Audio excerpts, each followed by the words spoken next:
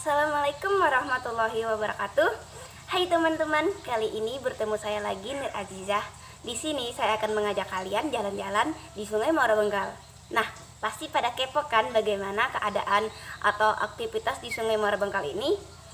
Kalau gitu, jangan kemana-mana ya, ikutin saja terus video yang setelah satu ini.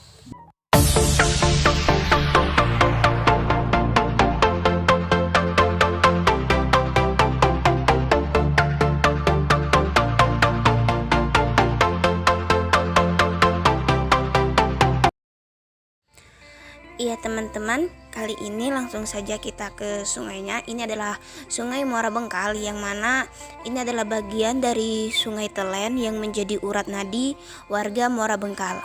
Meskipun daerah tersebut tergolong maju ketimbang kawasan lain di sekitarnya, namun kebiasaan yang buruk dari masyarakat karena tidak sadar telah melakukan kebiasaan yang kurang baik untuk kesehatan diri mereka sendiri serta mencemari sungai.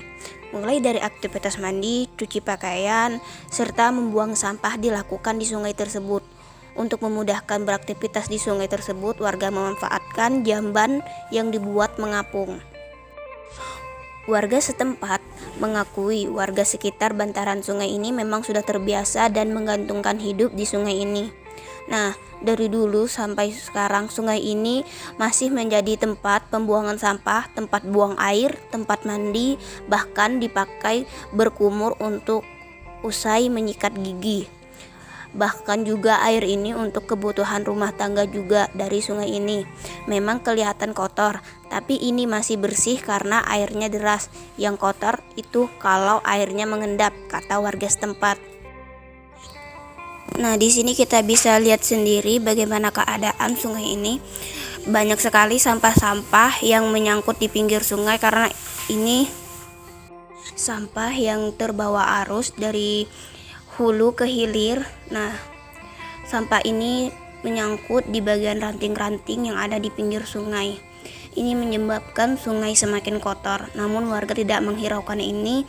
Mereka hanya menganggap bahwa sungai ini layak dipakai dan tidak terjadi apa-apa jika dipakai.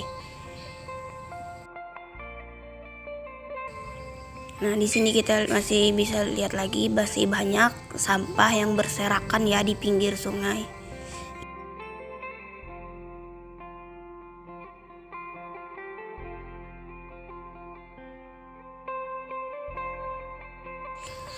Nah, selain sampah, di sini juga tempat pembuangan air. Nah, ini bisa kita lihat sendiri. Ada juga tempat pembuangan selokan. Nah, ini mereka buangnya ke sungai juga. Langsung mengalir ke sungainya. Nah, kalian bisa lihat sendiri. Ini ada beberapa selokan yang saya jumpai di pinggir tebingnya yang mengarah ke sungai.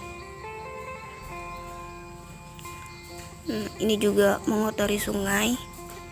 Dan aktivitas lainnya di sungai ini sering dipakai buat cucian, cuci piring atau cuci baju, atau mereka bersih-bersih. Nah, ini ada salah satu warga yang sedang membersihkan ikan. Jadi mereka membersihkan ikan itu juga di sungai ini. Jadi sungai ini sangat banyak sekali manfaatnya bagi warga di sini.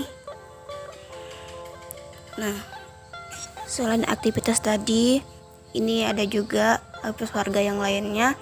Mereka memanfaatkan air ini untuk kebutuhan rumah mereka dengan memasang sanyo ya. Nah, ini ada aliran sanyo yang dari rumah. Jadi mereka tinggal saja mesin sanyonya ini di jamban. Ini adalah mesin untuk pompa air agar airnya bisa mengalir ke rumah mereka. Nah, jadi itu bisa digunakan buat mereka mandi, cuci piring juga di rumah, atau juga bisa untuk air minum. Nah, itu air ini sering digunakan ya untuk pemandian kan. Nah, ini adalah ada beberapa warga dan anak-anak yang mandi di sungai ini. Jadi mereka itu nggak peduli airnya kayak apa, karena mereka ini merasa airnya sungai ini bersih. Selama ini tak pernah ada warga yang mengeluh seperti mengakibatkan gatal atau sakit perut atau keluhan lain akibat mengonsumsi air tersebut. Nah, jadi aktivitas ini sudah terbiasa menurut warga sekitar. Ini adalah hal yang biasa. Jadi, jika kalian ke Muara Bengkal, tidak heran kalian akan melihat aktivitas warga di sekitar yang seperti ini. Nah, karena di sini warga setempat sudah terbiasa menggunakan air ini, jangankan warga yang disalurkan PDAM ke warga yang tidak di pinggir sungai ini juga menggunakan air sungai ini. Jadi sama saja, bedanya yang disalurkan PDAM sudah dijernihkan menurut warga setempat. Nah, bahkan warga setempat merasa kualitas air sungai ini sama saja dengan kualitas air di PDAM.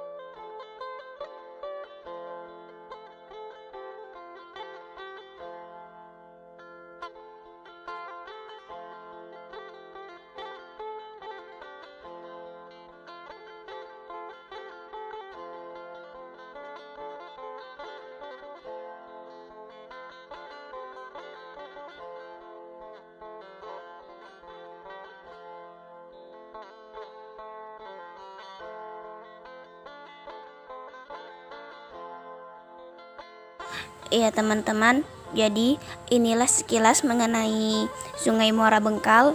Selain ini juga masih banyak lagi yang terjadi di tempat-tempat atau pelosok lainnya.